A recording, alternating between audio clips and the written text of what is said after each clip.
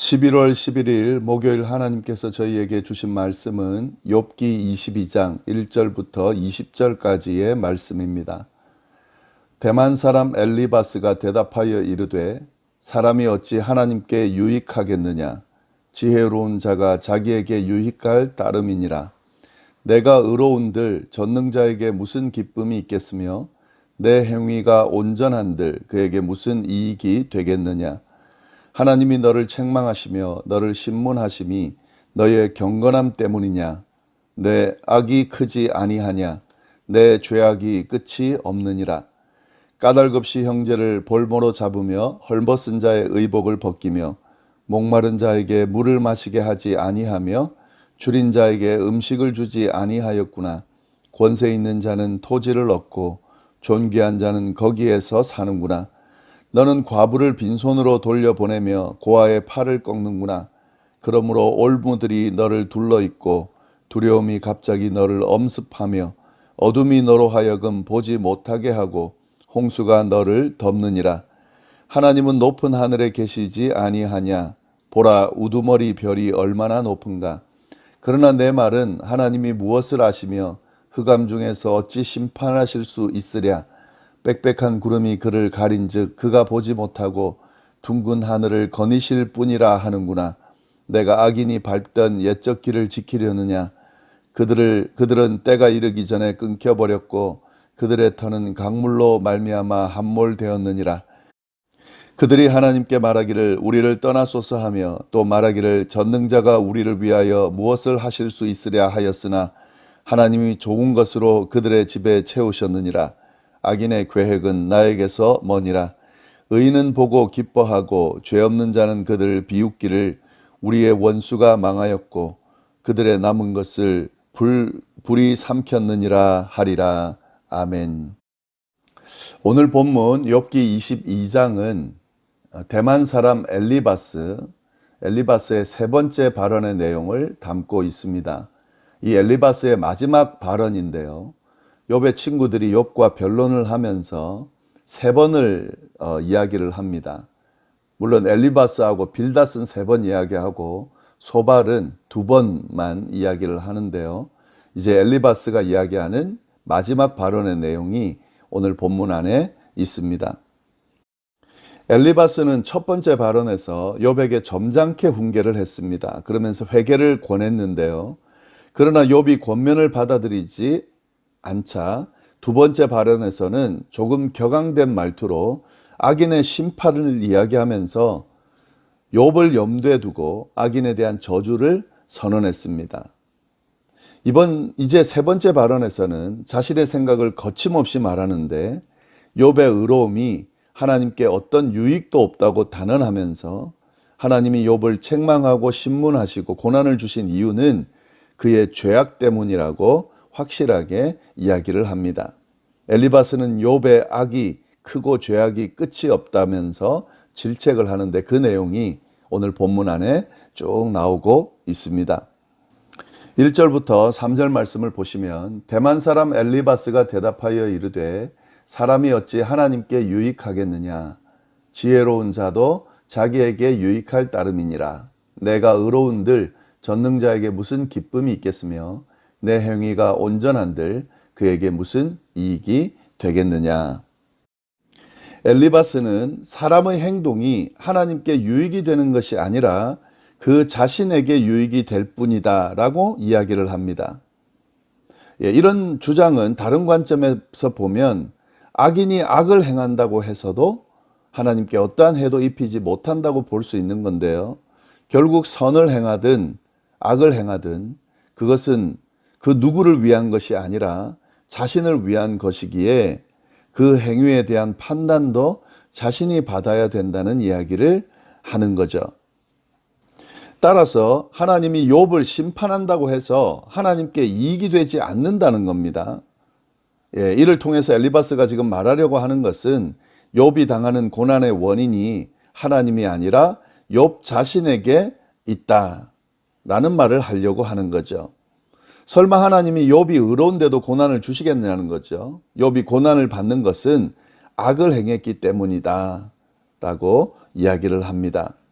욥의 악은 크고 죄악은 끝이 없다. 그래서 이것이 욥에게 환난이 임한 유일한 이유다. 그 이야기를 하는 겁니다. 4절부터 보면 하나님이 너를 책망하시며 너를 신문하심이 너의 경건함 때문이냐? 내 악이 크지 아니하냐? 내 죄악이 끝이 없느니라. 엘리바스는 욥에게 임한 재앙의 원인은 욥 자신에게 있다 이렇게 말하면서 욥이 행했으리라고 추정되는 악한 행동들을 구체적으로 나열을 합니다. 6절 7절 말씀 보시면 까닭없이 형제를 볼모로 잡으며 헐벗은 자의 의복을 벗기며 목마른 자에게 물을 마시게 하지 아니하며 줄인 자에게 음식을 주지 아니하였구나. 권세 있는 자는 토지를 얻고 존귀한 자는 거기에 사는구나. 너는 과부를 빈손으로 돌려보내고 고아의 팔을 꺾는구나. 이것이 이 지금 행동들이 엘리바스가 욥이 했다고 생각하는 그 행동들을 이야기하는 거예요. 엘리바스는 욥이 가난한 이웃을 긍휼히 여기지 않았고 그들을 착취하는 악행을 저질렀다고 지적합니다. 그리고 불법과 폭행으로 수많은 재산을 축적하고 마치 권세 있고 존귀한 자처럼 행세한다는 이야기를 하면서 욥의 이중적인 모습도 지적하고 있습니다. 그리고 또한 욥이 부자로서 마땅히 해야 할 임무와 역할을 제대로 행하지 않았다고 비난합니다. 공동체에서 가장 약한 자들인 과부와 고아를 돕지 않았을 뿐만 아니라 이들의 팔을 꺾고 착취했다고 이야기를 하는 거죠. 엘리바스는 욥이 이런 악행을 저질렀다라고 이야기하면서 이런 악행 때문에 지금 욥이 고난을 받는 거다라고 그렇게 이야기를 하고 있습니다.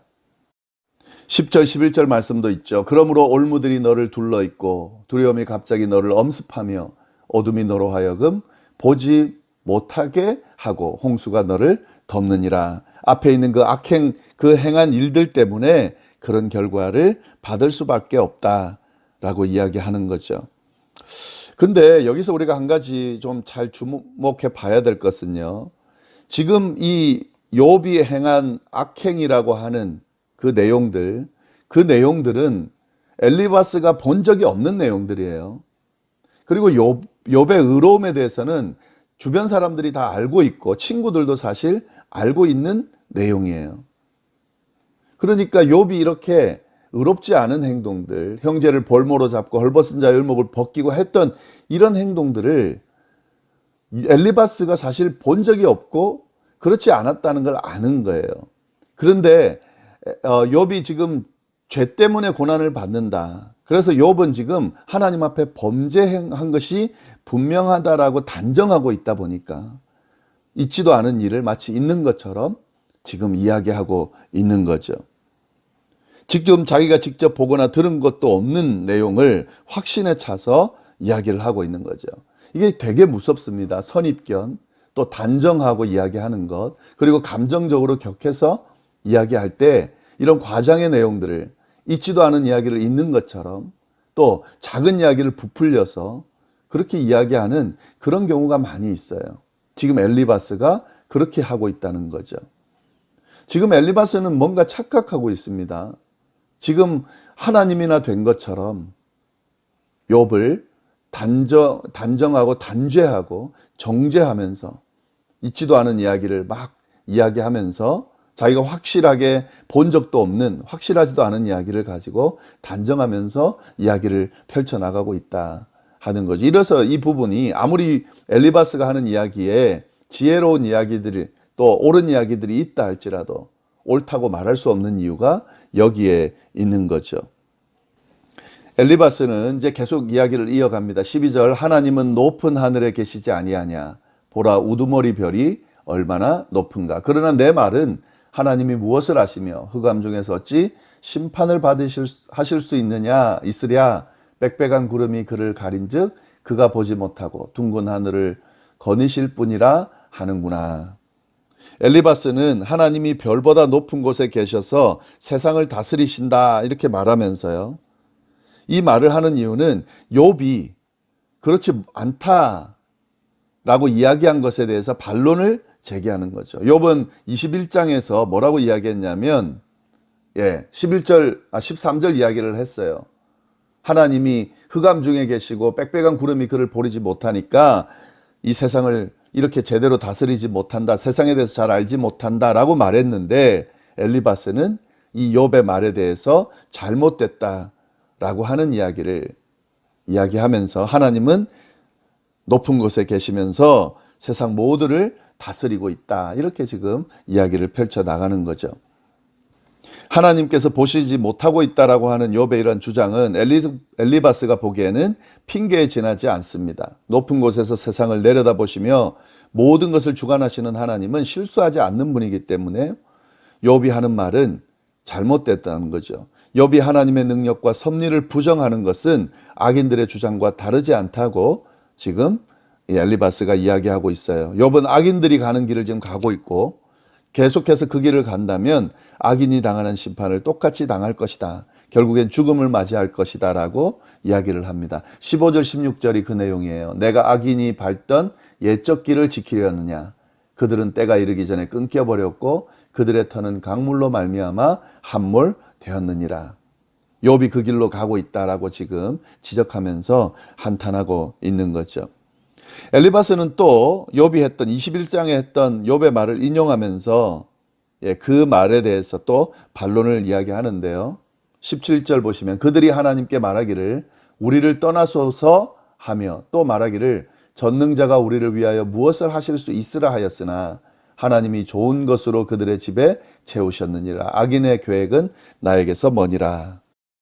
욥이 21장에서 했던 말을 엘리바스가 인용하는 거죠. 욥은 이렇게 이야기를 했습니다. 악인들은 하나님께 자신들에게서 떠나기를 강구한다. 왜냐하면 하나님이 악인에게 어떤 영향도 끼칠 수 없기 때문이다. 그럼에도 불구하고 나는 악인의 길을 걷지 않겠다. 이렇게 욥이 이야기했잖아요. 그 내용을 이제 다시 인용하면서 그것이 잘못됐다라고 지금 엘리바스가 이야기하는 거죠. 하나님은 악인들을 반드시 심판할 거라는 겁니다. 그러기에 의인들은 악인들의 멸망을 보고 비웃게 될 것이고 그렇게 해서 하나님께서 악인들에게 영향을 끼칠 거라는 거죠. 욥이 한 이야기처럼 하나님께서 악인에게 전혀 영향을 끼치지 않다라고 말한 그 내용은 잘못됐다라고 이야기합니다. 엘리바스는 하나님이 세상을 제대로 다스리지 못하는 분이 아니라 공의와 정의로 다스리시는 분이기 때문에 악인들은 반드시 심판을 받게 된다. 이렇게 주장합니다. 19절 20절 의인은 보고 기뻐하고 죄 없는 자는 그들을 비웃기를 우리의 원수가 망하였고 그들의 남은 것을 불이 삼켰느니라 하리라. 지금 엘리바스가 욥에게 막 이제 공격을 쏟아붓죠. 마지막 발언이기 때문에 점점 더 한 번 이야기 듣지 않고 두 번 이야기 듣지 않으니까 세 번째 이제 이야기를 하는데 굉장히 감정이 격해져서 막 이야기를 합니다. 그런데 이 내용을 보면은 점잖았던 엘리바스가 억지스럽게 감정적으로 흥분해서 확인되지도 않은 이야기를 있지도 않은 이야기를 마치 있는 것처럼 확신하면서 이야기하고 있는 모습을 볼 수가 있습니다. 이것이 이제 엘리바스가 지금 잘못 이야기하고 있는 거죠. 쭉 이야기하는 내용 속에 옳은 맞는 이야기들을 펼치지만 그것이 감정적으로 자신의 주장을 펼치기 위해서 마치 그것들을 이용하는 것 같은 느낌이 듭니다. 이것이 엘리바스가 지금 잘못하고 있는 그런 내용이죠. 내일도 우리가 그 엘리바스의 본문을 좀 더 살펴볼 텐데 그 내용들을 보면서 엘리바스가 어떤 모습으로 이렇게 마지막 발언을 하는지 좀 확인해 보도록 하겠습니다. 기도하겠습니다. 하나님, 오늘 하루도 허락해 주셔서 감사합니다. 말씀으로 이렇게 하루를 시작합니다. 하나님, 오늘 하루 어디에서 무엇을 하든지 주님의 은혜 안에 머물게 하시고 주님과 동행하는 하루가 될 수 있도록 인도하여 주옵소서. 함께 해 주시리라 믿고 예수님의 이름으로 기도드립니다. 아멘.